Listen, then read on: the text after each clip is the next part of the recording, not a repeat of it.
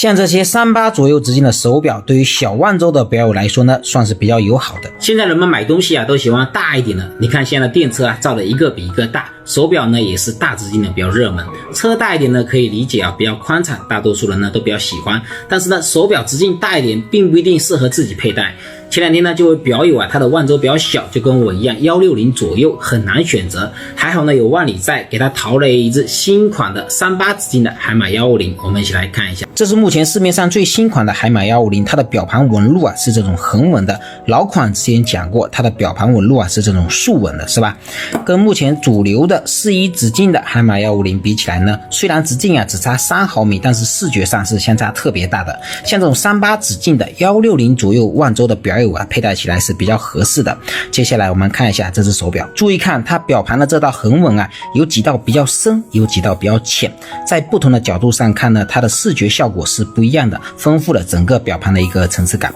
玻璃呢是一个鼓起的蓝宝石表径，指针跟刻度啊是拉丝的，上面呢有夜光涂层，外圈呢是亮光的，旁边呢是拉丝的，表带同样也是拉丝跟亮光的相结合。这个表带有个特点啊，它这个头力啊比较小，这样呢表带能直接垂下去啊，更贴合手腕，更有柔顺性一点。表扣呢是一个双折叠的蝴蝶扣啊，比较开合很方便。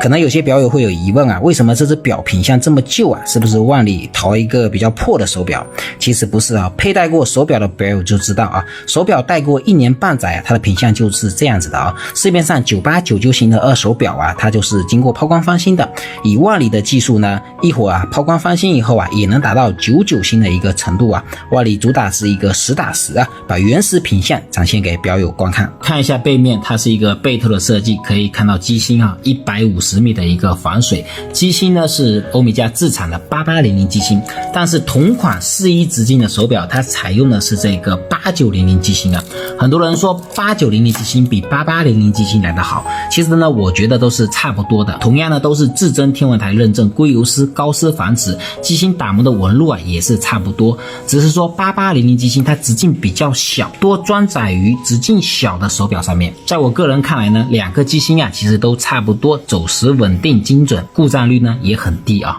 是一款非常不错的机芯。很多表友咨询的时候啊，最经常听见一句话，就是推荐一款性价比比较高的手表。百达翡丽星空性价比很高啊，收藏级的你要吧？小天才的性价比也很高啊，可以打电话，可以聊微信，你要吧？其实万里个人认为啊，不管手表贵贱、直径大小、机芯好赖，自己喜欢的、适合自己的才是性价比最高的手表，你们说是吧？